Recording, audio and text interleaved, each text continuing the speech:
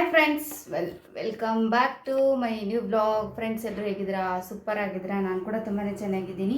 ಹಾಗೆ ನೀವೆಲ್ಲರೂ ಚೆನ್ನಾಗಿದ್ದೀರಾ ಅಂತ ಅಂದ್ಕೊಂಡಿದ್ದೀನಿ. ಸೊ ನಾನಿವಾಗ ಮಧ್ಯಾಹ್ನದಿಂದ ಬ್ಲಾಗ್ ಸ್ಟಾರ್ಟ್ ಮಾಡ್ತಾ ಇದ್ದೀನಿ.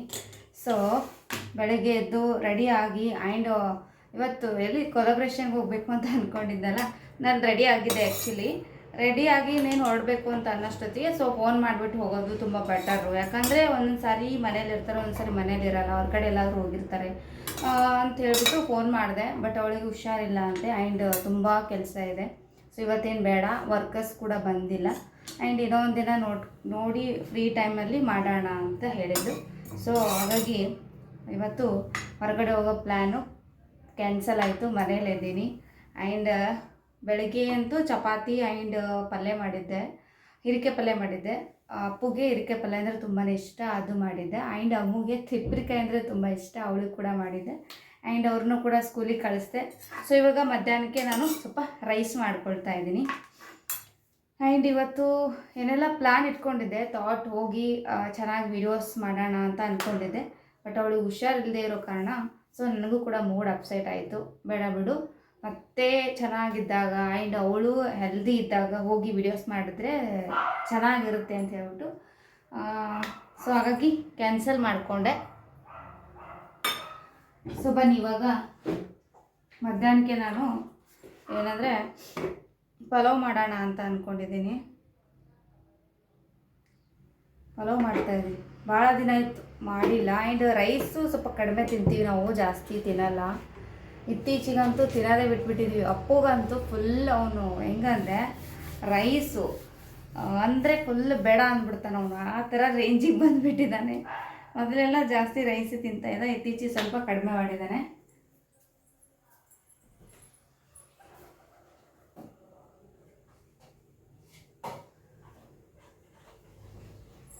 ಸೊ ನಾನೇ ಯಾವಾಗಾದ್ರೂ ಹೇಳ್ತಿರ್ತೀನಿ ಅವನಿಗೆ ರೈಸ್ ತಿನ್ನಬಾರ್ದು ಅಷ್ಟೊಂದು, ಅದರಲ್ಲಿ ಏನೂ ಪ್ರೋಟೀನ್ ಇರಲ್ಲ ಜಾಸ್ತಿ ಅಂತ ಹೇಳ್ಬಿಟ್ಟು.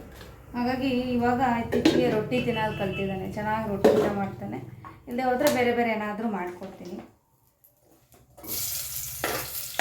ಸೊ ಇವಾಗ ಯಜಮಾನ್ರು ಬರೋ ಟೈಮು 2 ಗಂಟೆಗೇನೋ ಬರ್ತಾರೆ. ಸೊ ಅವ್ರು ಬರೋಷ್ಟೊತ್ತಿಗೆ ನಾನು ಪಲಾವ್ ಮಾಡ್ಕೊಂಡಾದರೆ ಚೆನ್ನಾಗಾಗುತ್ತೆ.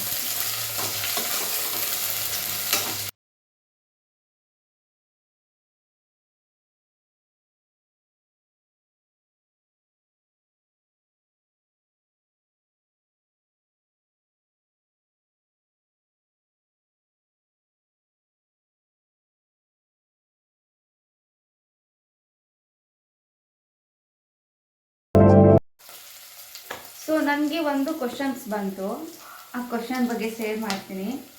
ಆ್ಯಂಡ್ ನಾನು ಜಾಸ್ತಿ ಹೊರಗಡೆ ಎಲ್ಲಾದರೂ ಹೋಗಬೇಕು ಅಂದರೆ ಸಿಂಗಲ್ ಆಗಿ ಹೋಗಿರ್ತೀನಿ, ಜೊತೆಗೆಲ್ಲ ಅಂದರೆ ನನ್ನ ಮಗಳಿರ್ತಾಳೆ. ಬಟ್ ಕೆಲವೊಬ್ಬರು ಏನು ತಿಳ್ಕೊಂಡಿದ್ದಾರೆ ಅಂದರೆ ಮನೇಲಿ ಇನ್ಫಾರ್ಮ್ ಮಾಡಿದೆ ಹೊರಗಡೆ ಹೋಗ್ತಾಳೆ ಇವಳು. ಸೊ ಇವಳಿಗೆ ಏನಂದರೆ ಹೇಳೋರು ಕೇಳೋರು ಯಾರೂ ಇಲ್ಲ, ಆ ಥರ ಹೇಳಿದರು ನನಗೂ ಕೂಡ.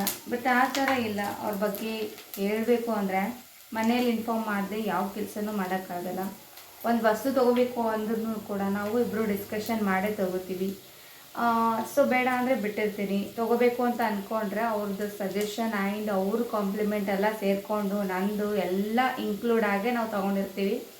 ಸೊ ಅಂಥದ್ರಲ್ಲಿ ಹೊರಗಡೆ ಹೋಗಬೇಕು ಅಂದರೆ ಅವರಿಗೆ ಪ್ರತಿ ಸಾರ್ತಿ ನಾನು ಇಲ್ಲಿ ಹೋಗ್ತಾ ಇದ್ದೀನಿ ಬನ್ನಿ ಅಂದರೆ ಬರೋಕ್ಕಾಗಲ್ಲ, ಯಾಕಂದರೆ ಕೆಲಸಕ್ಕೆ ಹೋಗ್ತಿರ್ತಾರೆ. ಬಟ್ ಅಲ್ಲಿ ಬಿಟ್ಟು ಬರೋಕ್ಕಾಗಲ್ಲ.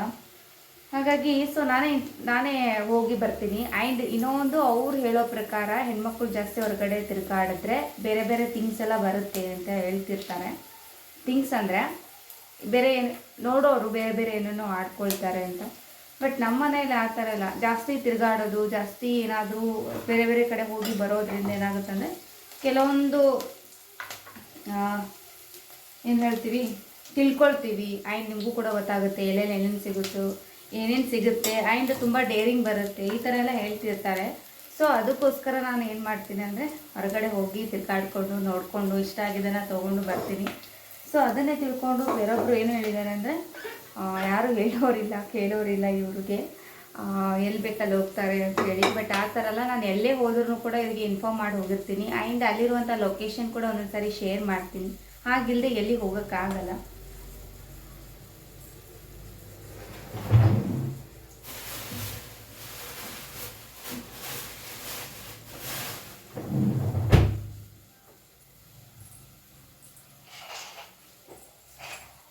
ಬಟ್ ಏನಂದರೆ ಆ ಥರ ಏನು ತಿಳ್ಕೊಳಕ್ಕೆ ಹೋಗಬೇಡಿ, ಇನ್ಫಾರ್ಮ್ ಮಾಡದೆ ಹೋಗ್ತಾಳೆ ಇವಳು ಅಂತ ಹೇಳ್ಬಿಟ್ಟು.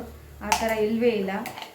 ತುಂಬ ಬೇರೆ ಬೇರೆ ಬೇರೆ ಬೇರೆ ಏನೇನೋ ತಿಳ್ಕೊತಾರಪ್ಪ, ಎಷ್ಟು ಹೇಳಿದ್ರು ಅಷ್ಟೇ. ಆ್ಯಂಡ್ ನಾಲೆಜ್ ಏನಿರುತ್ತೋ ಇಲ್ವೋ, ಎಜುಕೇಟೆಡ್ ಪರ್ಸನ್ನಾಗಿ ಆ ಥರ ತಿಳ್ಕೊತಾರೆ. ಇನ್ನು ಅನ್ಎಜುಕೇಟೆಡ್ಗೆ ಎಷ್ಟು ಹೇಳಬೇಕು. So I don't care. ಒಂದು ಮೈಕ್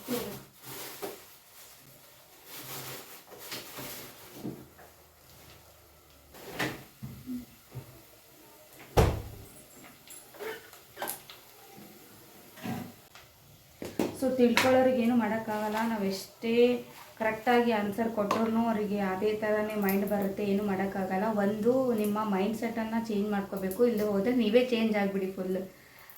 ಒಂದು ಸೆಕೆಂಡ್ ನಿಮ್ಗೆ ಬೇಕಾಗಿದ್ದು ಅಷ್ಟು ಅಲ್ಲ, ನೀವೇ ತರಿಸ್ಕೊಳ್ಳೋದು, ನೀವೇ ಹೋಗಿ ತಿರ್ಗಾಡ್ಕೊಂಡು ತೊಗೊಳ್ಳೋದು, ಅದರದ್ದು ಎಲ್ಲ ತಿಳ್ಕೊಂಬಿಡಿ.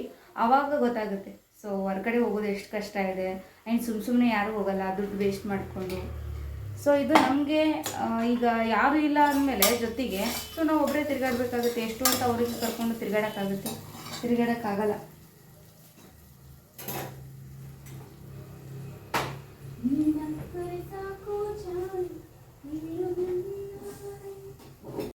ಫ್ರೆಂಡ್ಸ್, ಇವಾಗ ಪಲಾವ್ ರೆಡಿ ಮಾಡ್ತಾಯಿದ್ದೀನಿ. ಆಲ್ಮೋಸ್ಟ್ ಒಗ್ಗರಣೆ ಎಲ್ಲ ಹಾಕಿದ್ದೀನಿ. ಇನ್ನೇನು ಅಕ್ಕಿ ಸ್ವಲ್ಪ ನೆನೆಯಕ್ಕೆ ಇಟ್ಟಿದ್ನಲ್ಲ, ಅದಿಷ್ಟು ಚೆನ್ನಾಗಿ ಮತ್ತೊಂದು ಸರಿ ತೊಳ್ಕೊಂಡು ಇದರೊಳಗಡೆ ಆ್ಯಡ್ ಮಾಡಬೇಕು. ಆ್ಯಂಡ್ ಪಲಾವ್ ಪೌಡರ್ ಕೂಡ ಸ್ವಲ್ಪ ಖಾಲಿಯಾಗಿಬಿಟ್ಟಿತ್ತು. ಫೋನ್ ಮಾಡಿ ಹೇಳಿದ್ದೆ, ಬರುವಾಗ ತೊಗೊಂಡು ಬರ್ತೀನಿ ಅಂತ ಹೇಳಿದರು. ಹಾಗಾಗಿ ಸ್ವಲ್ಪ ನಿಧಾನಕ್ಕೆ ಮಾಡ್ಕೊಳ್ತಾ ಇದ್ದೀನಿ. ಹಾಗೆ ಹೇಳಿದ್ನಲ್ವ, ಸೊ ಕೆಲವೊಬ್ಬರು ತಿಳ್ಕೊಳ್ಳೋರಿಗೆ ಏನು ಮಾಡೋಕ್ಕಾಗಲ್ಲ. ಎಷ್ಟೇ ನಾವು ಕರೆಕ್ಟಾಗಿದ್ದೀವಿ, ಚೆನ್ನಾಗಿರುವಂಥ ಡಿಸಿಷನ್ ತೊಗೊಳ್ತೀವಿ ಅನ್ನೋದ್ರೂ ಕೂಡ ಎಲ್ಲಾದರೂ ಒಂದು ಕಡೆ ನಮ್ಮದು ವೀಕ್ನೆಸ್ಸನ್ನು ಹುಡುಕಿ ತೆಗಿತಾ ಇರ್ತಾರೆ. ಆ್ಯಂಡ್ ಅಂಥವ್ರಿಗೆ ಏನು ಮಾಡೋಕ್ಕಾಗಲ್ಲ. ಮತ್ತು ಏನಂತಂದರೆ ಇದು ಒಂದು ಅಬ್ಸರ್ವ್ ಇರುತ್ತೆ. ನಾವೆಲ್ಲಿ ಹೋಗ್ತೀವಿ, ಏನು ಮಾಡ್ತೀವಿ, ಏನು ತೊಗೊಳ್ತೀವಿ, ಏನು ತಿಂತೀವಿ, ಪ್ರತಿಯೊಂದು ಕೂಡ ಅಬ್ಸರ್ವ್ ಇರುತ್ತೆ.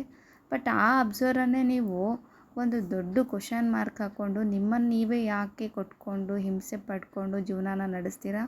ಬಟ್ ಆ ಥರ ನಡೆಸಬೇಡಿ. ಏನೇ ಇದ್ರೂ ಡೈರೆಕ್ಟಾಗಿ ಕೇಳೋದು, ಡೈರೆಕ್ಟಾಗಿ ಆನ್ಸರನ್ನು ತೊಗೊಳ್ಳೋದು, ಈ ಥರ ಮಾಡಬೇಕು.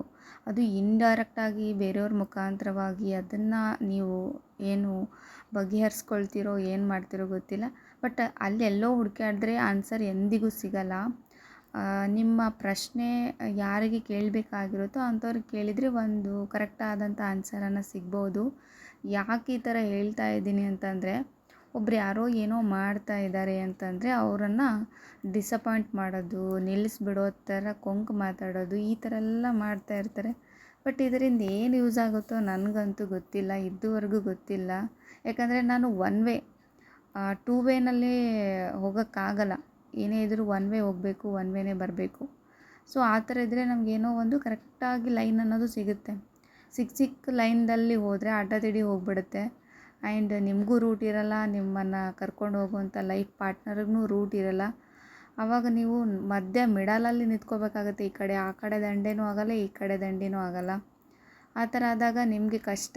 ಹಾಗಾಗಿ ಹೇಳ್ತಾ ಇದ್ದೀನಿ. ಬಟ್ ಇನ್ನೊಂದು ಸಾರಿ ಈ ಥರ ಹಿಂದ್ಗಡೆಯಿಂದ ಆಡ್ಕೊಳ್ಳೋಕೆ ಹೋಗಬೇಡಿ. ಅದರಿಂದ ಏನು ಪ್ರಯೋಜನ ಇಲ್ಲ. ಆಡ್ಕೊಂಡ್ರೆ ನಿಮಗೇನಾದರೂ ಪ್ರಯೋಜನ ಇತ್ತು ಅಂದರೆ ಆಡ್ಕೊಳ್ಳಿ. ಅದರಿಂದ ಏನು ಪ್ರಯೋಜನ ಇಲ್ಲ ಅಂತಂದರೆ ಯಾಕೆ ಆಡ್ಕೋಬೇಕು. ಸುಮ್ಮನೆ ಟೈಮ್ ವೇಸ್ಟು. ನಿಮ್ಮ ಏನು ಮನಸ್ಥಿತಿ ಎಲ್ಲ ಹದಗೆಟ್ಬಿಡುತ್ತೆ, ಮೈಂಡು ಬ್ಲ್ಯಾಂಕ್ ಆಗಿಬಿಡುತ್ತೆ. ಸೊ ಈ ಥರ ಎಲ್ಲ ಆಗ್ತಾಯಿರುತ್ತೆ. ಓಕೆನಾ. ಸೊ ಯಜಮಾನ್ರು ಬರ್ತಾ ಅಲ್ಲಿ ಫ್ರೂಟ್ಸ್ ಚೆನ್ನಾಗಿ ಮಾಡ್ತಾರೆ. ಅಂದರೆ fruits salad and juice, ice cream ಇದೆಲ್ಲ ಚೆನ್ನಾಗಿ ಮಾಡ್ತಾರೆ ಅಂತ ಹೇಳ್ಬಿಟ್ಟು ಒಂದು ತೊಗೊಂಬಂದು ಸಖತ್ತಾಗಿತ್ತು. ಇದು ಆ್ಯಪಲ್ ಜ್ಯೂಸು. ನಾನೇನು ಈಗ ನೋಡಿ ನಿಮಗೆ ಜಸ್ಟ್ ಒಂದು ಎಕ್ಸಾಂಪಲ್ ಹೇಳ್ತೀನಿ. ಇವಾಗ ಮಧ್ಯಾಹ್ನ ನನಗೆ ಜ್ಯೂಸ್ ಕುಡಿಬೇಕು ಅಂತ ಅನಿಸಿರುತ್ತೆ. ಬಟ್ ಹೆಂಗೆ ಗೊತ್ತಾಗುತ್ತೋ ಗೊತ್ತಿಲ್ಲ ಅವರಿಗೆ. ಬರ್ತಾನೆ ತೊಗೊಂಡು ಬಂದುಬಿಡ್ತಾರೆ. ಸೊ ಈ ಥರ ಒಳ್ಳೆ ಬಾಂಡಿಂಗ್ ಇರೋದನ್ನು ನೀವು ಯಾಕೆ ತಪ್ಪಾಗಿ ತಿಳ್ಕೊತೀರಾ? ಮನಸಾರೆ ಅರ್ಥ ಮಾಡ್ಕೊಂಡವ್ರಿಗೆ ಮಾತ್ರ ಈ ಥರ ಮನಸಾರೆ ಎಲ್ಲ ಹೇಳ್ದೇ ಗೊತ್ತಾಗ್ಬಿಡುತ್ತೆ. ಸೊ ಆ ಥರ ನಮ್ಮ ಲೈಫ್ ಇರೋದ್ರಾಗೆ ಕೆಲವ್ರು ಬಂದು ಸುಮ್ಮನೆ ಕಡ್ಡಿ ಆಡಿಸ್ತಾರೆ ಅಂತಾರಲ್ಲ, ಆ ಥರ ಆಡಿಸ್ಬಿಟ್ಟು ಹೋಗಬೇಡಿ. ಸೊ ಅದು ಒಳ್ಳೆಯದೇ ಅಲ್ಲ, ನಿಮಗೂ ಒಳ್ಳೆಯದಲ್ಲ, ನಿಮ್ಮನ್ನು ನಂಬಿದವ್ರ ಪಾರ್ಟ್ನರ್ಗೂ ಒಳ್ಳೆಯದಲ್ಲ, ನಿಮ್ಮ ಫ್ಯಾಮ್ಲಿಗೂ ಒಳ್ಳೆಯದಲ್ಲ. ಟೋಟಲಿ ಅದು ಒಂದು ಮಿಸ್ಅಂಡರ್ಸ್ಟ್ಯಾಂಡಿಂಗ್ ಏನಾದರೂ ಬಂತು ಅಂದರೆ ಲೈಫ್ನಲ್ಲಿ ಟೋಟಲ್ ಫ್ಯಾಮ್ಲಿನೇ ಹದಗೆಟ್ಬಿಡುತ್ತೆ. ಎಷ್ಟೇ ಸರಿ ಮಾಡಿಕೊಂಡ್ರೂ ಸರಿ ಆಗೋದೇ ಇಲ್ಲ. ಹಾಗಾಗಿ ಸೊ ಏನು ಹೇಳಬೇಕು ಅಂತಂದರೆ, ಆ ಥರ ಮನಸ್ಥಿತಿ ಬೇಡ. ಈಗ ಉಪಯೋಗ ಇಲ್ಲ ಅಂದರೆ ಯಾಕೆ ಆ ಮನಸ್ಥಿತಿ ಇಟ್ಕೋಬೇಕು? ಸೊ ನನ್ನ ಪ್ರಕಾರ ಅದು ಲೈಫ್ ಅಲ್ಲ. ಇವಾಗ ನಾನು ಏನೋ ಯೂಟ್ಯೂಬ್ ಮಾಡ್ತಾಯಿದ್ದೀನ, ಓಕೆ ಆಯಿತು ಅಂದರೆ ಪ್ರೋತ್ಸಾಹ ಮಾಡಿ, ಇಲ್ಲದೆ ಹೋದರೆ ಸುಮ್ಮನೆ ಸೈಲೆಂಟಾಗಿದ್ಬಿಡಿ. ಯಾಕಂತ ಪರಿ ನೀವು ತಲೆ ಕೆಡಿಸ್ಕೊಂಡು ನನಗಿಂತಲೂ ನೀವು ಇಷ್ಟೊಂದು ತಲೆ ಕೆಡಿಸ್ಕೋತೀರಾ? ಹೀಗೆ ತಲೆ ಕೆಡಿಸ್ಕೊಂಡು ಏನಾಗುತ್ತೆ, ಲಾಸ್ಟಿಗೆ ಮೆಂಟಲ್ ಆಗಬೇಕಾಗುತ್ತೆ. ಯೂಟ್ಯೂಬ್ ಅನ್ನೋದೊಂದು ಪ್ಲ್ಯಾಟ್ಫಾರ್ಮು, ಇದು ಕೆಲವೊಬ್ರಿಗೆ ಮಾತ್ರ, ಎಲ್ರಿಗೂ ಅಲ್ಲ. ಯಾರಿಗೆ ಡೇರಿಂಗ್ ಇರುತ್ತೋ, ಒಳ್ಳೇದೇನಾದರೂ ತೋರಿಸ್ಬೇಕು, ನಮ್ಮ ಲೈಫ್ ಸ್ಟೈಲ್ ತೋರಿಸ್ಬೇಕು, ಇದರಿಂದ ಏನಾದರೂ ಚಿಕ್ಕ ಪುಟ್ಟದ್ದು ಹೆಲ್ಪ್ ಮಾಡಬೇಕು ಅನ್ನೋದೊಬ್ಬರಿಗೆ ಯಾರಿಗಿರುತ್ತೋ ಅವ್ರು ಮಾತ್ರ ಯೂಟ್ಯೂಬ್ ಮಾಡಿ, ಸುಮ್ಮನೆ ಸಿಕ್ಕೋರೆಲ್ಲ ಯೂಟ್ಯೂಬ್ ಮಾಡಿಕೊಂಡು ತಲೆ ಕೆಡಿಸ್ಕೊಂಡು, ನೀವು ತಲೆ ಕೆಡಿಸ್ಕೊಂಡು ಬೇರೆಯವ್ರಿಗೂ ತಲೆ ಕೆಡಿಸಿ, ಈ ಥರ ಬೇಡವೇ ಬೇಡ. ಓಕೆನಾ? ಇದು ನನ್ನ ಲೈಫ್ನಲ್ಲಿ ನಾನು ಏನು ಹೇಳ್ತಾ ಇದ್ದೀನಿ, ಇದು ನಿಮ್ಮ ಒಳ್ಳೆಯದಕ್ಕೆ ಹೇಳ್ತಾ ಇದ್ದೀನಿ, ಅಂಡರ್ಸ್ಟ್ಯಾಂಡ್ ಮಾಡ್ಕೊಳ್ಳಿ. ಇನ್ನೂ ಒಂದು ಏನಂತಂದರೆ, ಸೊ ನನ್ನ ಡ್ರೆಸ್ಸಿಂಗ್ ಸೆನ್ಸ್ ಬಗ್ಗೆ ಒಂದಿಷ್ಟು ಮಾತುಗಳನ್ನು ಕೂಡ ಕೇಳ್ಪಟ್ಟಿದ್ದೀನಿ. ಬಟ್ ಏನಪ್ಪ ಅಂತಂದರೆ, ಲೈಫ್ ಈಸ್ ಬ್ಯೂಟಿಫುಲ್ ಅಂತ ನಾನು ಯಾವಾಗಲೂ ಅಂದ್ಕೊಳ್ತೀನಿ. ಇವಾಗ ಎಲ್ಲರೂ ಡ್ರೆಸ್ ಹಾಕ್ತಾರೆ, ಹಾಕಲ್ಲ ಅಂತಲ್ಲ. ಮೇಲ್ಗಡೆ ನಾವು ನಮ್ಮ ಖುಷಿಗಾಗಿ ಬದುಕಬೇಕು ಅನ್ನೋ ಸಲದಿಂದ ಹಾಕಿರ್ತೀವಿ. ಅವರು ಆ ಥರ ಅಲ್ಲ, ಬೇರೆಯವ್ರಿಗೆ ಉರಿಸೋ ಸಲದಿಂದ ಹಾಕ್ತಾರೆ, ಬೇರೆಯವ್ರ ಮನಸ್ಥಿತಿ ಹಾಳು ಮಾಡೋ ಸಲದಿಂದ ಹಾಕ್ತಾರೆ. ಬಟ್ ಅವರಲ್ಲಿ ಕೂಡ ಕೆಲವೊಂದಷ್ಟು ಕೂಡ ನಾನು ಕಂಡಿದ್ದೀನಿ. ಬಟ್ ಆ ಥರ ಬೇಡ ಅಂತ ಅನಿಸುತ್ತೆ. ಇವಾಗ ನಾನು ಏನೇ ಮಾಡಿದ್ರೂ ನನ್ನ ಲೈಫಿಗೆ ಅದು ಬರುತ್ತಂದರೆ ಮಾತ್ರ ಮಾಡಿರ್ತೀನಿ. ಅದು ನನ್ನ ಖುಷಿನೂ ಕೂಡ. ಆ್ಯಂಡ್ ನನ್ನ ಫ್ಯಾಮ್ಲಿಯಲ್ಲಿ ಕೂಡ ಅದೇ ಥರನೇ ಎಕ್ಸ್ಪೆಕ್ಟ್ ಮಾಡ್ತಾರೆ, ಅದೇ ಥರ ಜೀವನನ ನಡೆಸ್ತೀನಿ. ಅದು ಬಿಟ್ಬಿಟ್ಟು ಸೊ ಅದು ಆ ಥರ ಹಾಕಬಾರ್ದು, ಅದು ಎಲ್ಲ ತಪ್ಪದು. ಓಕೆ, ತಪ್ಪದು, ಓಕೆ. ಇವಾಗ ನೀವು ಅಂದ್ಕೊಂಡಾಗೆ ನಾನು ಬದುಕೋಕ್ಕಾಗಲ್ಲ, ನಾನು ಅಂದ್ಕೊಂಡಾಗೆ ಲೈಫ್ ಸ್ಟೈಲ್ ನೀವು ಬದುಕೋಕ್ಕಾಗಲ್ಲ. ಸೊ ಅಂಥದ್ರಲ್ಲಿ ನಿಮ್ಮ ಉಡುಗೆ ತೊಡುಗೆ ಹಾವ ಭಾವ ಎಲ್ಲ ಚೇಂಜ್ ಇರುತ್ತೆ, ನನ್ನದು ಕೂಡ ಚೇಂಜ್ ಇರುತ್ತೆ. ಸೊ ನನಗೆ ಬೇರೆಯವ್ರದ್ದು ಆಡ್ಕೊಂಡು ಅಭ್ಯಾಸ ಇಲ್ಲ, ಅವ್ರದ್ದು ಕೇಳೋಕ್ಕೂ ಇಷ್ಟನೂ ಪಡಲ್ಲ. ಸೊ ಅಂಥದ್ರಲ್ಲಿ ನನಗೇನು ಅನಿಸುತ್ತೋ ಅದನ್ನು ನಾನು ಹಾಕ್ಕೊಳ್ಬೇಕು ಅಂತ ಅನಿಸಿದರೆ ಹಾಕ್ಕೊಂಡಿರ್ತೀನಿ, ಇಲ್ಲದೆ ಹೋದರೆ ಅದು ಬಿಟ್ಟಿರ್ತೀನಿ. ಯಾರೋ ಏನೋ ಹೇಳ್ತಾರೆ ಅಂಥೇಳಿ ನಾನು ಬಿಡೋದಾಗಿರ್ಬೋದು, ನನ್ನಲ್ಲಿರುವಂಥ ಕ್ವಾಲಿಟೀಸ್ಗಳು ಅವ್ರಿಗೆ ಇಷ್ಟ ಇಲ್ಲ ಅಂದರೆ ನಾನು ಚೇಂಜ್ ಮಾಡ್ಕೊಳ್ಳೋದಾಗಿರ್ಬೋದು, ಈ ಥರ ಬರಲ್ಲ. ಚೇಂಜ್ ಮಾಡ್ಕೋಬೇಕಾ? ಒಂದು ದಿನ ಚೇಂಜ್ ಮಾಡ್ಕೋಬೋದು, 2 ದಿನ ಚೇಂಜ್ ಮಾಡ್ಕೋಬೋದು, ಬಹಳ ಅಂದರೆ 1 ವೀಕ್ ಚೇಂಜ್ ಮಾಡ್ಕೋಬೋದು. ಅದಾದಮೇಲೆ ಕೂಡ ಮತ್ತೆ ರಿಟರ್ನ್ ಏನಾಗುತ್ತಂದರೆ ನಮ್ಮದೇನು ಸ್ಟೈಲ್ ಇರುತ್ತೋ ಅದೇ ಬಂದುಬಿಡುತ್ತೆ.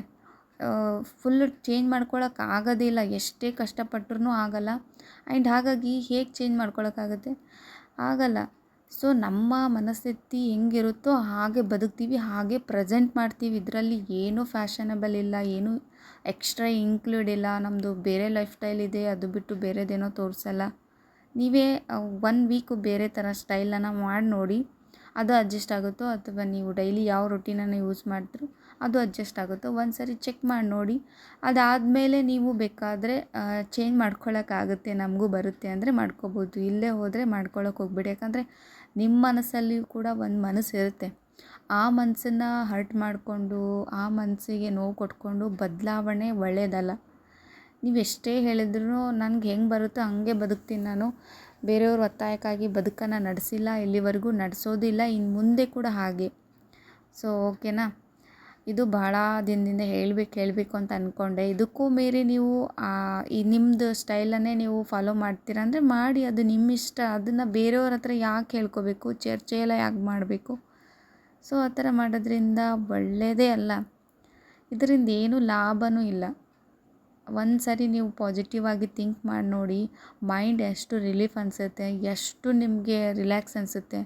ಎಷ್ಟೇ ನೀವು ಏನು ಕೆಲವೊಂದು ನೋವುಗಳಿಂದ ಬಳಲ್ತಾ ಇದ್ರೂ ಕೂಡ ಅದು ತಾನೇ ಹೋಗಿಬಿಡುತ್ತೆ. ಅಂಥದ್ರಲ್ಲಿ ಸೊ ಈ ಥರ ಬೇರೆ ಬೇರೆ ಮನಸ್ಥಿತಿ ಇಟ್ಕೊಂಡು ಬದುಕಕ್ಕೆ ಹೋಗಬೇಡಿ. ಅದು ಚೆನ್ನಾಗೂ ಅಲ್ಲ, ಚಂದನೂ ಅನಿಸಲ್ಲ. ಓಕೆ, ಸೊ ನನಗೆ ಇದು ಹೇಳಬೇಕು ಅಂತ ಅಂದ್ಕೊಳ್ತಾ ಇದ್ದೆ. ಹಾಗಾಗಿ ಚಿಕ್ಕ ಪ್ರಮಾಣದಲ್ಲಿ ನಿಮಗೆ ಮತ್ತೆ ಇನ್ನೊಂದು ಸಾರಿ ನಾನು ಎಕ್ಸ್ಪ್ಲೇನ್ ಮಾಡಿದ್ದೀನಿ.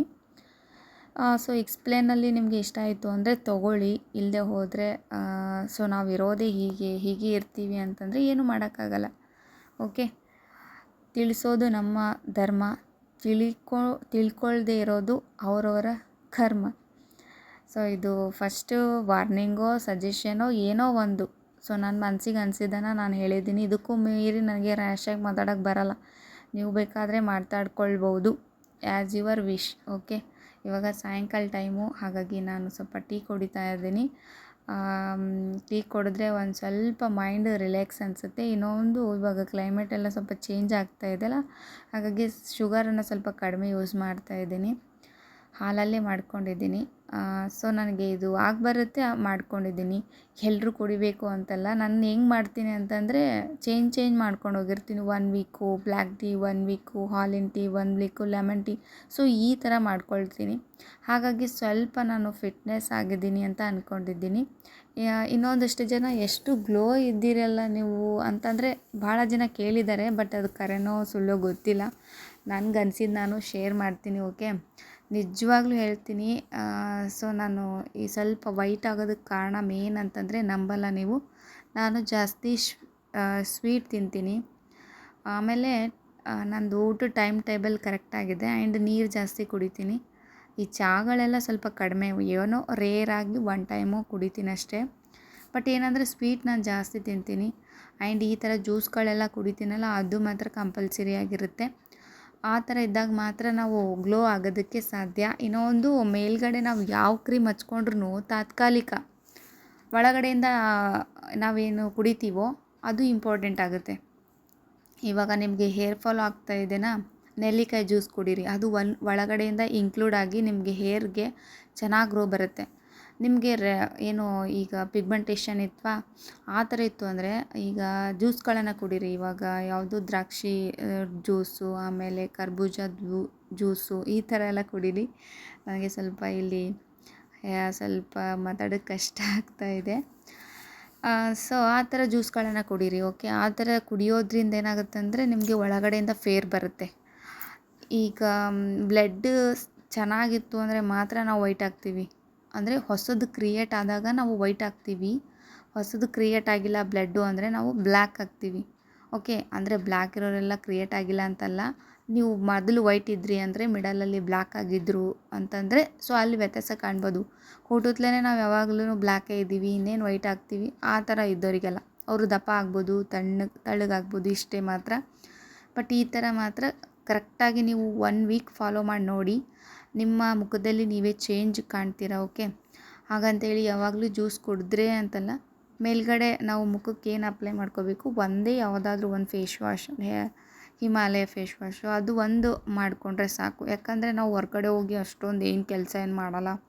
ಆ್ಯಂಡ್ ನೈಟೆಲ್ಲ ಕೂತ್ಕೊಂಡು ಕೆಲಸಗಳೆಲ್ಲ ಮಾಡಲ್ಲ. ಆ ಥರ ಮಾಡಿದ್ರೆ ಅವರಿಗೆ ಬೇರೆ ಥರ ಟ್ರೀಟ್ಮೆಂಟೆಲ್ಲ ಸಿಗುತ್ತೆ. ಓಕೆ, ಆ ಥರ ಮಾಡೋರಿಗೆ ತುಂಬ ರೆಸ್ಟ್ ತೊಗೋಬೇಕು, ತುಂಬ ನಾವು ಕೇರ್ ಮಾಡ್ಕೋಬೇಕು. ಆವಾಗ ನಮ್ಮದು ಫೇಸ್ ಆಗಿರ್ಬೋದು, ಗ್ಲೋ ಆಗಿರ್ಬೋದು, ಒಂದು ಲೆವೆಲಿಗಿರುತ್ತೆ. ಏನೂ ಮಾಡಲ್ಲ ಅಂದ್ರೂ ಇದೇ ಥರ ಆಗ್ತಾಯಿದೆ ಅಂದರೆ ನೀವು ಒಳಗಡೆಯಿಂದ ಜ್ಯೂಸ್ಗಳಾಗಿರ್ಬೋದು, ಚೆನ್ನಾಗಿರುವಂಥ ಪ್ರೋಟೀನ್ ಆಗಿರ್ಬೋದು, ಸೊ ಈ ಥರ ಎಲ್ಲ ತೊಗೊಳ್ತಾ ಇರಬೇಕಾಗತ್ತೆ. ಭಾಳ ಏನಲ್ಲ, ಒಂದು ಅರ್ಧ ಗ್ಲಾಸು ಜ್ಯೂಸು, ಅಥವಾ ಪ್ರೋಟೀನ್ ಅಂದರೆ ಈ ಬಾದಾಮಿ ಇವೇನಿರುತ್ತಲ್ಲ, ಗೋಡಂಬಿ, ಮುನಾಕು, ಒಣ ದ್ರಾಕ್ಷಿ, ಇವೇನಂದರೆ 2, 3, 4 ಈ ಥರ ಮಾತ್ರ ತೊಗೋಬೇಕು, ಜಾಸ್ತಿನೂ ಅಲ್ಲ. ಹಾಗಾಗಿ ಆವಾಗ ನೀವು ಫೇರ್ ಆಗ್ತೀರ. ಇದಕ್ಕೂ ಮೀರಿ ಆಗಿಲ್ಲ ಅಂತಂದರೆ ನನಗೆ ಕಮೆಂಟ್ ಮಾಡಿ. ಸೊ ಅದಕ್ಕೂ ಮೀರಿ ಆಗದೇ ಇರೋವಂಥದ್ದು ಯಾವುದೂ ಇಲ್ಲ. ಓಕೆ, ಒಂದು ಸಾರಿ ಫಾಲೋ ಮಾಡಿ ನೋಡಿ, ನಿಮಗೂ ಕೂಡ ಗೊತ್ತಾಗುತ್ತೆ. ಸೊ ಇನ್ನು ಸಾಯಂಕಾಲ ಬಟ್ಟೆ ಎಲ್ಲ ಮಡಚಿಡ್ತಾ ಇದ್ದೀನಿ. ನಾನು ಡ್ರೆಸ್ ಚೇಂಜ್ ಮಾಡಿಕೊಂಡೆ, ಬಿಕಾಸ್ ನನಗೆ ತುಂಬ ಹಿಂಸೆ ಆಗ್ತಾಯಿತ್ತು. ಯಾಕೋ ಅಂದರೆ ಡೈಲಿ ಮನೇಲಿರುವಾಗ ಫ್ರೀ ಈ ಥರ ನೈಟ್ ಡ್ರೆಸ್ಗಳೆಲ್ಲ ವೇರ್ ಮಾಡ್ತೀನಲ್ಲ, ಸಿಂಗಲ್ ಪೀಸ್ ಇರೋದು. ಬಟ್ ಏನಂದರೆ ಒಂದೊಂದು ಸಾರಿ ತುಂಬ ಹಿಂಸೆ ಆಗಿಬಿಡುತ್ತೆ. ಆ ಥರ ಇದ್ದಾಗ ಸೊ ಈ ಥರ ವೇರ್ ಮಾಡ್ತೀನಿ. ಆ್ಯಂಡ್ ಇದು ಈ ಥರ ಡ್ರೆಸ್ಗಳು ತುಂಬ ಕಂಫರ್ಟಬಲ್ ಆಗಿದೆ. ನನಗೆ ಭಾಳಷ್ಟು ಜನ ಕೇಳಿದ್ರಿ, ಸೊ ಎಲ್ಲಿ ತೊಗೊಂಡಿದ್ದೀರಾ ಅಂತೇಳ್ಬಿಟ್ಟು. ನಾನು ನವರಂಗ ಶಾಪಲ್ಲೇ ತೊಗೊಂಡಿದ್ದೀನಿ. ಅಲ್ಲಿ ಒನ್ ಪೀಸಿಗೆ 400 ರುಪೀಸ್ 600 ರುಪೀಸ್ ಎಲ್ಲ ಬೀಳುತ್ತೆ. ಚೆನ್ನಾಗಿದೆ, ಕ್ಲಾತ್ ಮಾತ್ರ ಚೆನ್ನಾಗಿದೆ. ನಾನು ಎಷ್ಟು ಅಂದರೆ 6-7 ಮಂತ್ ಆಯಿತು, ಏನೂ ಆಗಿಲ್ಲ, ಕಲರ್ ಶೇಡ್ ಆಗಿಲ್ಲ. ಕಲರ್ ಇರೋದೇ ಇದೇ ಥರ ಇದೆ, ಕಲರ್ ಶೇಡ್ ಆಗಿಲ್ಲ. ಆ್ಯಂಡ್ 4-5 ದಿನ ತೊಗೊಂಡಿದ್ದೀನಿ. ಬಟ್ಟೆ ಮಾತ್ರ ಸಖತ್ತಾಗಿ ಬರುತ್ತೆ. ಒಂದು ವರ್ಷದಲ್ಲಿ ನಾವು ಭಾಳಷ್ಟು ಬಟ್ಟೆಗಳನ್ನು ತೊಗೊಳ್ಳೋದಕ್ಕಿಂತ ಈ ಥರ ಒಂದು 2-3 ಪೀಸ್ಗಳನ್ನು ತೊಗೊಂಡ್ರೆ ಆರಾಮ್ಸೆ ವೇರ್ ಮಾಡ್ಬೋದು. ಆ್ಯಂಡ್ ಈ ಸಮ್ಮರಿಗಂತೂ ಈ ಥರ ಬಟ್ಟೆಗಳಂತೂ ಸಖತ್ತಾಗಿರುತ್ತೆ, ಇರಿಟೇಷನ್ ಆಗೋಲ್ಲ. ಸೊ ಆರಾಮ್ಸೆ ಉಟ್ಕೋಬೋದು. ಓಕೆ, ಬೆಳಗ್ಗೆಯಿಂದ ಬಟ್ಟೆ ಎಲ್ಲ ವಾಶ್ ಮಾಡಿಟ್ಟಿದ್ದೆ. ಫುಲ್ಲು ವೈಟ್ ಬಟ್ಟೆಗಳೇ ಇವತ್ತು ಫುಲ್ ಡೇ. ಹಾಗಾಗಿ ಇವಾಗ ನೀಟಾಗಿ ಮಡಚಿಡ್ತಾ ಇದ್ದೀನಿ. ಬಟ್ಟೆ ಒಗೆಯೋದಷ್ಟೇ ಅಲ್ಲ, ನೀಟಾಗಿ ಮಡಚಿಡೋದು ಕೂಡ ಅಷ್ಟೇ ಮುಖ್ಯ ಆಗುತ್ತೆ. ಸೊ ಫ್ರೆಂಡ್ಸ್, ಇವತ್ತು ತುಂಬ ಮಾತಾಡಿದೆ ಅಂತ ಅನಿಸುತ್ತೆ, ಬಟ್ ಆದ್ರೂ ಸ್ವಲ್ಪ ಅರ್ಥ ಮಾಡ್ಕೊಳ್ಳಿ. ಆ್ಯಂಡ್ ನಿಮಗೆ ಹೆಲ್ಪ್ ಆಗುತ್ತೆ. ಓಕೆ, ನೀವು ಕೂಡ ಮಾಡೋರಾದರೆ ಮಾಡಿ ನೋಡಿ ಅನುಭವಿಸಿ. ಅದಾದಮೇಲೆ ಯಾರ ಬಗ್ಗೆ ಏನು ಮಾತಾಡಬೇಕು, ಹೇಗಿರಬೇಕು ಅನ್ನೋದೊಂದು ಥಾಟ್ ಬರುತ್ತೆ. ಓಕೆ, ನನಗೆ ಬೇರೆ ಥರ ಥಿಂಕ್ ಮಾಡೋಕ್ಕೆಲ್ಲ ಬರಲ್ಲಪ್ಪ, ನನಗಿರೋದೇ ಇದು ಒಂದೇ ಥಿಂಕು. ಓಕೆನಾ, ಅರ್ಥ ಮಾಡ್ಕೊಂಡಿದ್ದೀರಾ ಅಂತ ಅಂದ್ಕೊಂಡಿದ್ದೀನಿ. ಇದಕ್ಕೂ ಮೀರಿ ಸ್ವಲ್ಪ ಬೇರೆ ಥರ ಹೋಯಿತು ಅಂದರೆ ಅದು ನಿಮ್ಗೆ ಬಿಟ್ಟ ವಿಷಯ. ನಾನೇನು ಜಾಸ್ತಿ ಏನೂ ಹೇಳೋಕ್ಕೆ ಹೋಗಲ್ಲ. ಓಕೆ, ಸೊ ಇವಾಗ ಬಟ್ಟೆ ಮಡಚಿಟ್ಟು ಸೊ ಇವತ್ತಿನ ಬ್ಲಾಗು ನಾನು ಎಲ್ಲಿಗೆ ಎಂಡ್ ಮಾಡೋಣ ಅಂತ ಅಂದ್ಕೊಂಡಿದ್ದೀನಿ. ಓಕೆ, ನಾಳೆ ಇನ್ನೊಂದು ಹೊಸ ಬ್ಲಾಗೊಂದಿಗೆ ಮತ್ತೊಮ್ಮೆ ಸಿಗ್ತೀನಿ. ಅಲ್ಲಿವರೆಗೂ ಟೇಕ್ ಕೇರ್, ಬಾಯ್.